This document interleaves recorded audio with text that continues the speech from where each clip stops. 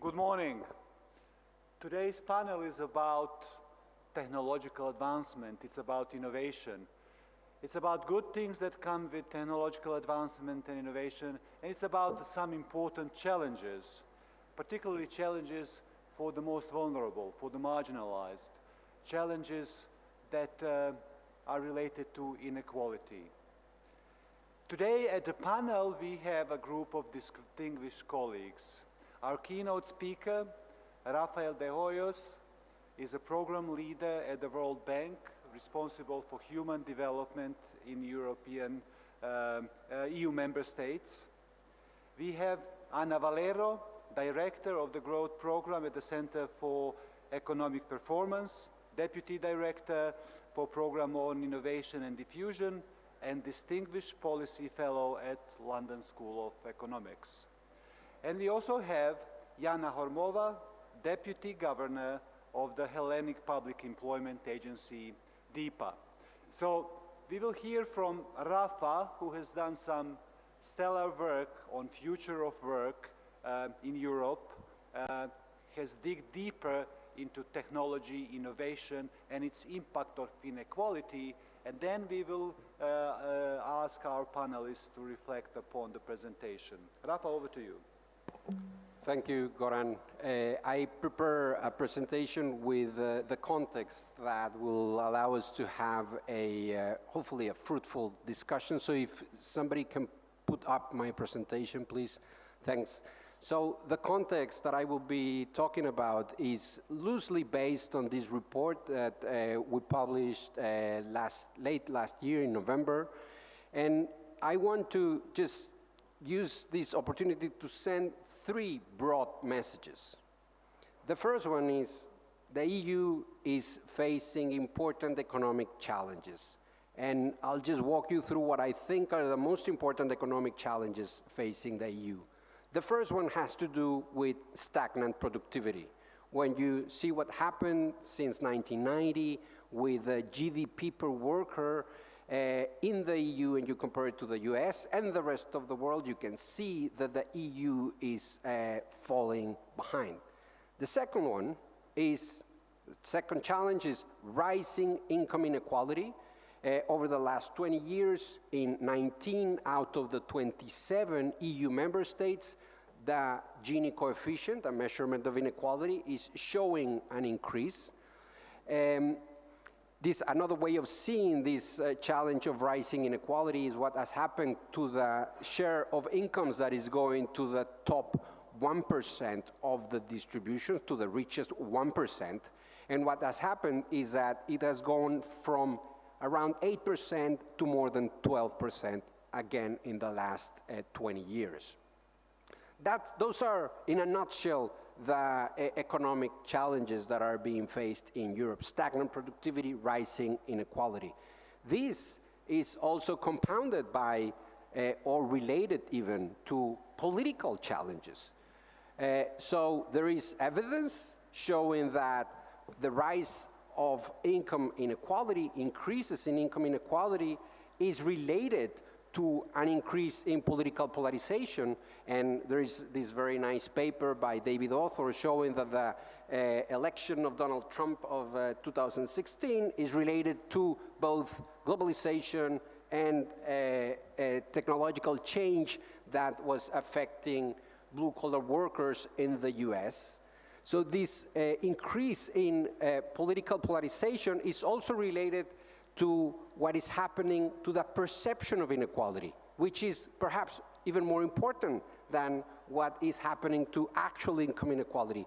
So what I am showing in this graph is that in all European countries, when you ask the citizens what has happened to income inequality in the last 5 years, in all countries, the majority of citizens think that inequality has increased in the last 5 years, despite the fact that this was not the case in some of these countries. So this rise in political polarization and this increase in the perceived unfairness is also related to an increase on Euroscepticism. So what I'm showing in this graph is the share of votes that are going to political parties that are Eurosceptical, so that they are not in favor of further economic and social integration in the EU. And you can see the trend.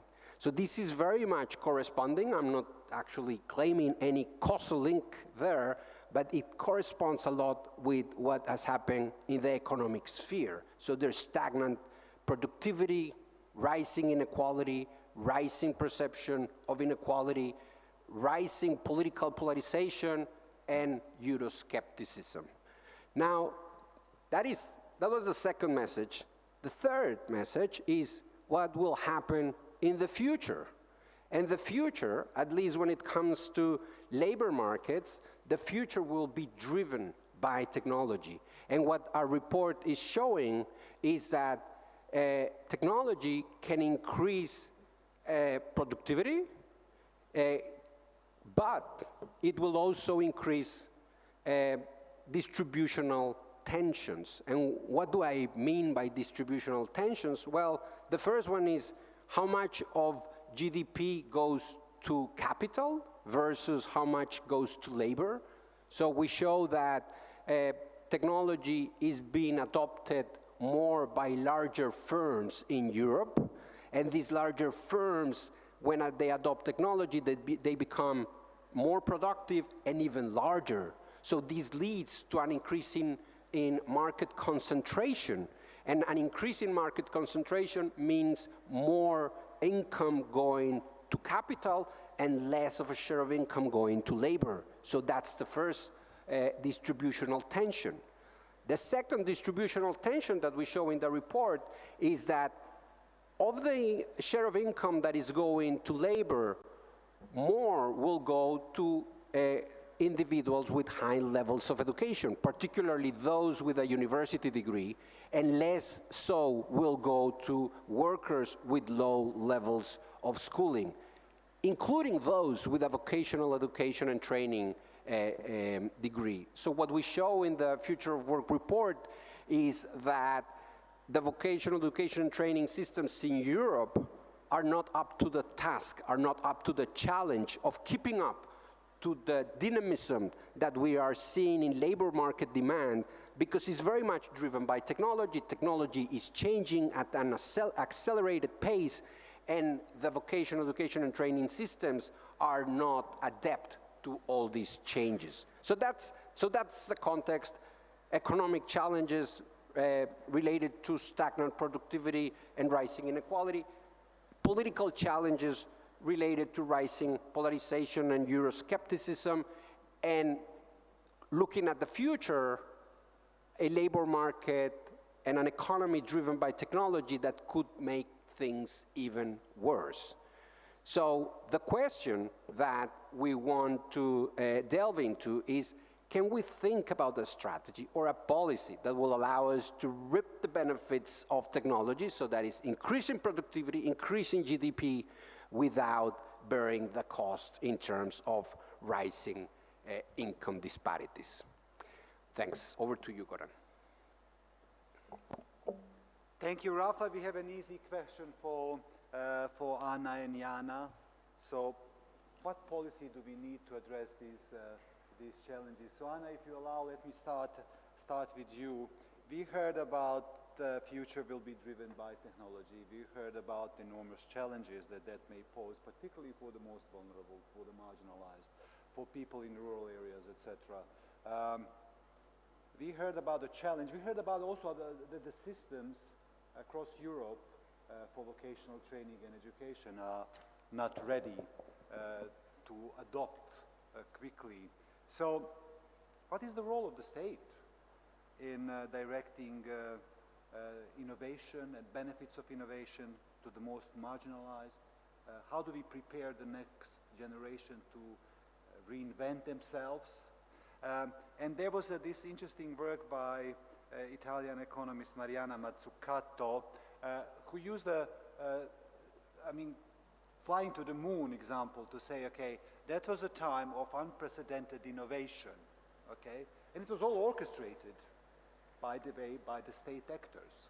Can we still do something like that? Thank you very much. It's really a pleasure to be here. And if I may just quickly say a word in Greek. Χαίρομαι πολύ να είμαι εδώ να μιλήσω για αυτά τα πολύ σημαντικά θέματα. Τα ελληνικά μου δεν είναι πολύ καλά και θα συνεχίσω στα αγγλικά. So it was really a pleasure to read this report. I think it was really thorough, engaging, and also lots of consistent messages from a lot of the research I've been working on too. It begins with this emphasis on the process of creative destruction. And this really is the process that propels growth through productivity gains, new ideas replacing old, successful firms growing. This is much needed given this context of stagnant productivity that we've seen for some time, and ultimately productivity is intricately linked with rising real wages and living standards. But we know that there's been this background of long-standing inequalities, and we know that just having growth in itself isn't going to solve that. So we're in a world, I think, where it is generally recognized that government does have a key role in shaping innovation, not just in investing in the amount of innovation in economy, but also its direction. And that's either towards sustainability with a net zero transition or towards inclusiveness. So when we're talking about issues like today, about digitization, automation, how can we make sure that these challenges and changes can actually complement workers, augment workers, not replace workers entirely? So I like to think of this, therefore, as creative destruction with a purpose or a direction towards sustainability and inclusiveness, but accompanied by active management of the destruction part, not just leaving it, saying, okay, that's inevitable, but learning from the past, learning of previous periods of technological change where things haven't gone so well. What can we anticipate? But also, what can we not anticipate, but also understand that you need to be agile. So people need to be agile, firms, governments need to be agile, to kind of respond to things that might happen as well. So thinking specifically about the state's role, which is the question here, there are many ways that government can shape technology, both in terms of the development, which technologies are actually invented, and then, of course, the diffusion. And I think both are relevant when we're talking about advanced economies with strong innovation systems like in the EU. So, of course, there's regulation. There's a key role of regulation in directing technological change in general, and there'll be, whether it's the AI Act that the EU has introduced or whether it's specific labor market regulations. There's a key role for science policy and research and development grants, so focusing on specific types or missions, you might call it. What can we apply AI to, whether it's advances in healthcare or things that can actually augment healthcare professionals. So focusing more on, again, complementing workers. Government's own procurement, government's own standards when it comes to using technology. Governments are big purchasers. Then there's, of course, the tax system, incentivizing good things or disincentivizing bad things.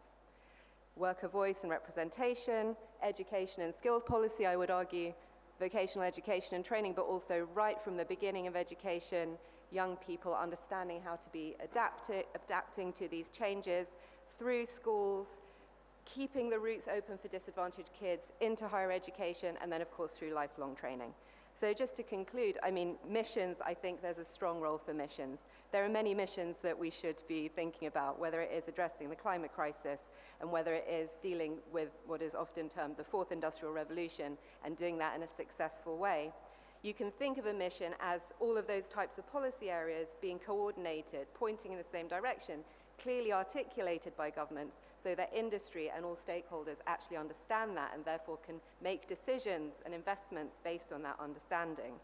I think that then requires the capacity, the knowledge, the capabilities in government, particularly when we're talking about these areas where it's very complex, not everyone has the full understanding of AI and where it might go, there's a lot of uncertainty. So we need to make sure that we have those capabilities, capacity and agility in our key institutions. Thank you. Thank you very much, Anna. If you allow, a little bit later, I'll get back to the point on agility and agile firms, etc., etc. So, but Yianna, we have a question for you. So we talked about the vocational education and training, but also foundational skills that are problematic. So technology, by definition, is disruptive. And every time a firm adopts new technology, it changes the way in which inputs are combined and utilized to produce outputs.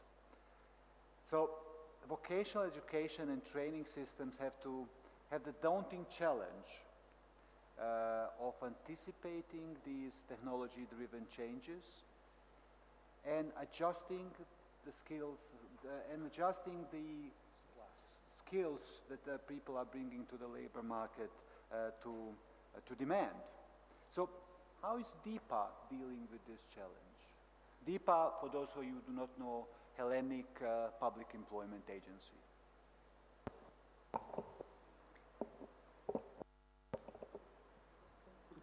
Good morning and thank you for having me here. I'll continue in Greek. Σας ευχαριστώ πάρα πολύ για την πρόσκληση. Είναι πολύ μεγάλη χαρά να συμμετέχουμε σε αυτήν την ενδιαφέρουσα συζήτηση. Η ερώτηση, όπως και η θεματική, το μέλλον της εργασίας και οι προκλήσεις, ιδιαίτερα σε όρους ανισότητας και συμπερίληψης, είναι τόσο μεγάλη και αν θέλαμε να συζητήσουμε διεξοδικά, γι' αυτό θα τρώγαμε όλη την ημέρα μας εδώ σήμερα, αλλά θα εστιάσουμε στο τι συμβαίνει σε σχέση με την επαγγελματική εκπαίδευση και κυρίως την τεχνική επαγγελματική εκπαίδευση, κάνοντας μια πολύ μεγάλη διάκριση στην αρχική, όταν κάποιος αποκτά τα πρώτα του προσόντα στο κομμάτι της επαγγελματικής εκπαίδευσης και στην συνεχιζόμενη κατάρτιση που πλέον είναι προαπαιτούμενο καθ' όλη τη διάρκεια της ζωής του και σε κάθε στάδιο που μεταβαίνει από τη μία θέση στην άλλη. Ο Ράφα και η Yianna πριν ανέδειξαν διάφορα σημεία και η Yianna εστίασε και σε ένα μείγμα πολιτικής που μπορεί να εφαρμοστεί. Όντως υπάρχουν πολλά πράγματα τα οποία μπορούν να γίνουν. Όντως όμως όταν έρχεται το θέμα στην ενσωμάτωση ή στην παρακολούθηση των τεχνολογικών εξελίξεων, το μεγάλο στοίχημα είναι ο ρυθμός με τον οποίο μπορούμε να κάνουμε αυτά. Πόσο γρήγορα μπορούν οι σχολές, το εκπαιδευτικό σύστημα, η τεχνική επαγγελματική εκπαίδευση να προσαρμοστεί. Δεν ξέρω κατά πόσο μπορούμε να μιλήσουμε σήμερα να περιμένει, να καταναλώσει ή να είναι proactive, να λειτουργεί πριν από την ίδια την επιχείρηση, για την επιχείρηση, για τον κόσμο των επιχειρήσεων στον οποίο ούτως ή άλλως απευθύνεται η επαγγελματική εκπαίδευση. Ωστόσο, υπάρχουν πάρα πολλά πράγματα τα οποία μπορούν να γίνουν και πάρα πολλά πράγματα τα οποία η DYPA, η Δημόσια Υπηρεσία Απασχόλησης, ήδη κάνει στην κατεύθυνση αυτή. Η Δημόσια Υπηρεσία Απασχόλησης είναι προφανώς ο παλιός ΟΑΕΔ, πολύ γνωστότερο σε όλους για τις πολιτικές απασχόλησης και ενσωμάτωσης στην αγορά εργασίας που διαθέτει. Διαθέτει όμως έναν πολύ ουσιαστικό πυλώνα στην τεχνική επαγγελματική εκπαίδευση, έχοντας σε όλη τη χώρα 50 σχολές, επαγγελματικές σχολές, οι οποίες εφαρμόζουν, είναι και οι μοναδικές στην Ελλάδα που το κάνουν αυτό, το διοικό σύστημα εργασίας. Αυτό σημαίνει ότι οι μαθητές μας το πρωί εκπαιδεύονται στο χώρο της εργασίας και το απόγευμα συνεχίζουν τη θεωρητική τους και εργαστηριακή τους εκπαίδευση στην τάξη. Αυτή η σύμπραξη του κόσμου των επιχειρήσεων και του κόσμου της εκπαίδευσης σε καθημερινή βάση και παρακολουθώντας όλο το διετές πρόγραμμα των σχολών μας, βοηθάει ακριβώς σε αυτό, βοηθάει στο να παρακολουθούν οι μαθητές αλλά και οι εκπαιδευτικοί από πάρα πολύ κοντινή απόσταση τις εξελίξεις στον κόσμο της τεχνολογίας και ακόμη και αν είτε τα εργαστήρια είτε η θεωρητική εκπαίδευση δεν είναι έτοιμοι να τους διδάξουν προληπτικά, σε πρακτικό επίπεδο από την συμμετοχή τους στον χώρο της εργασίας και των επιχειρήσεων να έχουν πάρει όχι μόνο όσμωση, αλλά να έχουν πραγματικά εκπαιδευτεί στις νέες τεχνολογικές εξελίξεις. Ωστόσο, για να παρακολουθούμε και να ενσωματώνουμε αυτές τις εξελίξεις μέσα στον χώρο της εκπαίδευσης, χρειάζονται μεγάλες επενδύσεις, αλλά κυρίως χρειάζεται μία άλλη θεώρηση στο θεσμικό πλαίσιο, ώστε να φύγουμε από ενδεχομένως κάποιες αγκυλώσεις γραφειοκρατικές του παρελθόντος και να επιταχύνουμε τους ρυθμούς με τους οποίους μπορούμε να ανταποκρινόμαστε σε αυτές τις απαιτήσεις. Αυτό σημαίνει ότι θα πρέπει να φύγουμε από τις αυστηρές γραφειοκρατικές μεθοδολογίες του δημοσίου ως προς τις προσλήψεις εκπαιδευτικών, ως προς τις προμήθειες και τον εξοπλισμό των κατάλληλων εργαστηριακών χώρων, αλλά ακόμα και ως προς τις εγκρίσεις των μαθημάτων. Να κάνουμε πιο απλούστερες και πιο γρήγορες τις διαδικασίες αλλαγής του curriculum, αλλαγής της εκπαιδευτικής ύλης και πιο γρήγορες τις διαδικασίες και λίγο πιο ανοιχτές τις διαδικασίες εισαγωγής εκπαιδευτικών από το χώρο της αγοράς στον χώρο της εκπαίδευσης. Γιατί αυτοί είναι που θα μας φέρουν κοντά στις τεχνολογικές εξέλιξεις. Σας ευχαριστώ πολύ.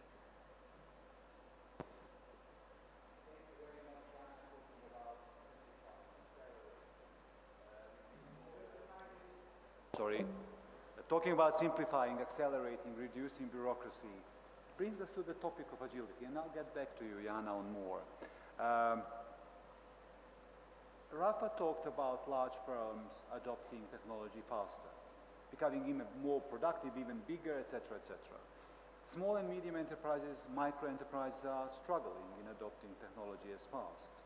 So the gap is widening, okay? So, Anna, how do we help micro, small, and medium enterprises? And also, how do we close the gap? Because in Europe, micro and small enterprises seem to be struggling even more. In the US, they are adopting technology faster than comparing to Europe. How do we address this gap? Thank you. So yes, there has been this phenomenon of larger firms pulling away, often from kind of the middle of the distribution of productivity. And a lot of this is a function of the kind of network externalities and the high sunk costs in some of these technologies. It's also worth bearing in mind, however, that young firms are relatively more likely to adopt technology. So it's not necessarily all small firms in the same basket. However, we have this issue of this increasing concentration, top pulling away. We have the productivity puzzle, which really you can see it, talking now about the UK, if you look at the productivity puzzle, which has been particularly acute since the financial crisis in the UK, where we've done actually worse than other advanced economies. It's the median firm that you can see that pattern in. These top firms, they're kind of doing quite well. So how can we mitigate this? Of course, there's a role for competition policy in a modern digitized era, but it's not just competition policy, it's having competitive markets so that smaller firms feel competition and they're motivated to want to kind of adopt the latest technologies for their own survival and for their own growth. So there's also going to be, for example, examining some of the incentives that many countries' tax systems have for firms to stay small. It might be thresholds where firms tend to start paying a different tax level. You tend to see this bunching of firms, they stay small to avoid that. Or it might be just the general support for small businesses per se that exists in many countries, certainly in the UK, as opposed to focused support for younger firms or firms that particularly want to grow. So can we actually do something about this? I think we can, having worked on some business support policies. There are many barriers that policies can address, barriers that firms actually want, smaller firms who actually want to grow, face, which prevents them from doing so. One is skills, so actually managerial skills, workforce skills, these both matter because these things are complementary to digital technology adoption or other technological adoption. But of course, skilled managers are more effective, skilled workers are also more productive themselves. There's also information barriers. You can have perfectly skilled managers and workers, but it's a confusing world out there. Which is the best technology for a specific firm in a specific context? There's uncertainty around that as well because there's rapid technological change.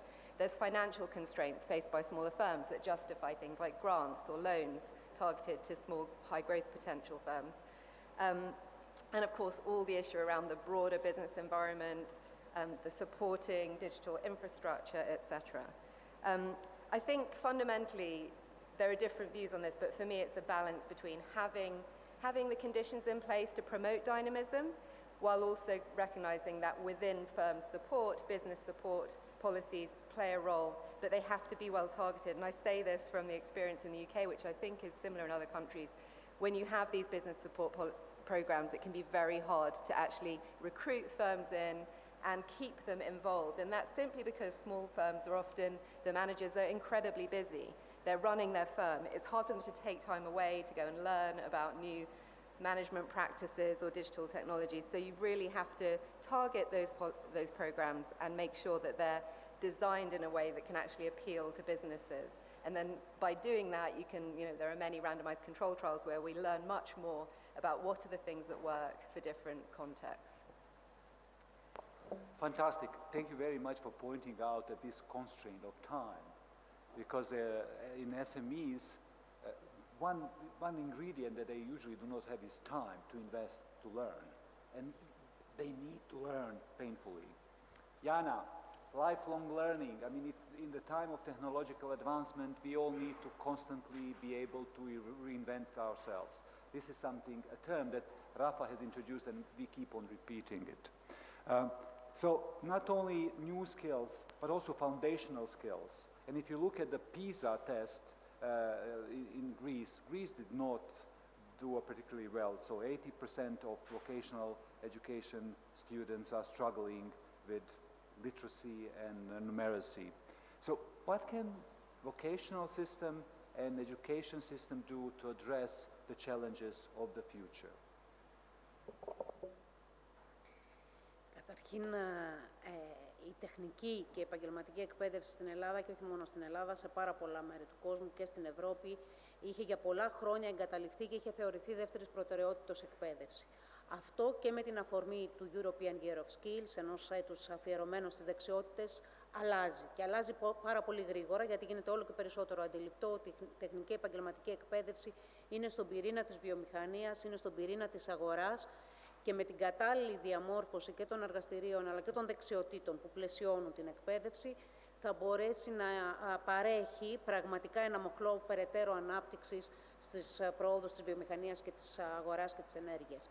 Τώρα, βασικές δεξιότητες, απαιτούμενα soft skills και πώς προετοιμαζόμαστε για το μέλλον, κυρίως στην τεχνική επαγγελματική εκπαίδευση. Όντως, τα αποτελέσματα του PISA δεν ήταν πολύ καλά για την Ελλάδα, ωστόσο είμαστε πολύ θετικοί και εισαγάγουμε νέα εργαλεία οριζόντιων δεξιοτήτων στην τεχνική επαγγελματική εκπαίδευση και είναι και χαρακτηριστικό ότι η Ελλάδα είναι από τις πρώτες χώρες που θα είναι χώρα συλλογής δεδομένων για το Exacerbate που έρχεται από τον ΩΣΑ προσεχώς, δηλαδή ένας διαγωνισμός PISA αφιερωμένος ακριβώς στις δεξιότητες των μαθητών της τεχνικής επαγγελματικής εκπαίδευσης. Σε δεύτερο επίπεδο, μιλήσαμε για την συνεχιζόμενη και τη διαβίου μάθηση, μια συζήτηση που άνοιξε σε ευρωπαϊκό επίπεδο ήδη από το ευρωπαϊκό έτος της διαβίου μάθησης το 1995 και συνεχίζεται το 1924 με το ευρωπαϊκό έτος δεξιοτήτων. Πολλά χρόνια, 30 χρόνια συζήτηση ενεργή, και νομίζω ότι σε αυτά τα 30 χρόνια αυτό που έχουμε καταφέρει να εμπεδώσουμε είναι ότι η διαδικασία της μάθησης και του εφοδιασμού του καθενός μας με νέες δεξιότητες δεν είναι κάτι στατικό, είναι κάτι συνεχιζόμενο, είναι ένας νέος τρόπος ζωής. Δεν υπάρχει πλέον ένα ηλικιακό όριο στο οποίο η γνώση, η εκπαίδευση, η επανεκπαίδευση σταματάει είτε ολοκληρώνεται.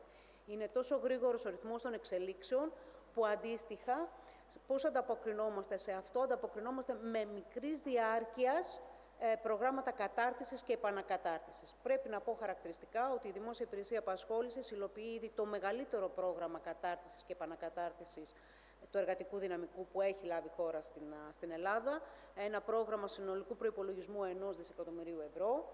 Έχουμε ήδη παράσχει μικρά προγράμματα σε ψηφιακές και πράσινες δεξιότητες, αλλά και σε οικονομικές δεξιότητες, σε 250.000 ανέργους και εργαζομένους και συνεχίζουμε με τον τριπλάσιο στόχο.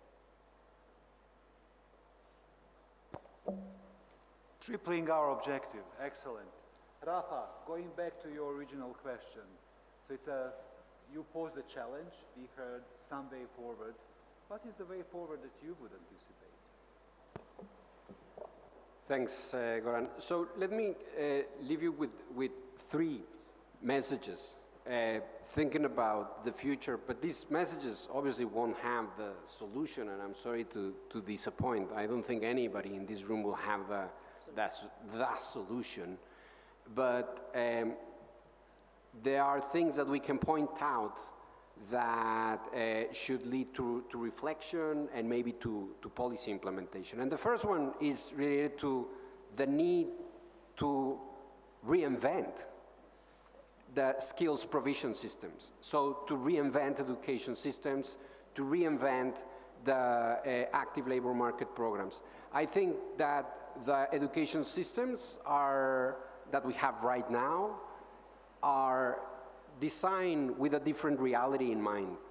So I am an economist, and the education system that gave me the skills, it was one in which it was assumed that I would be an economist for all my productive trajectory.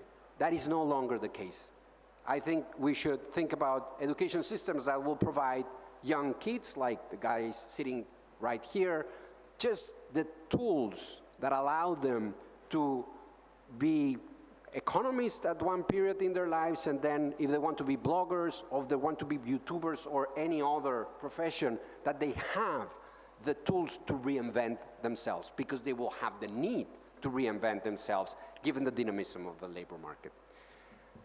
The second message is the need to innovate, but with a purpose.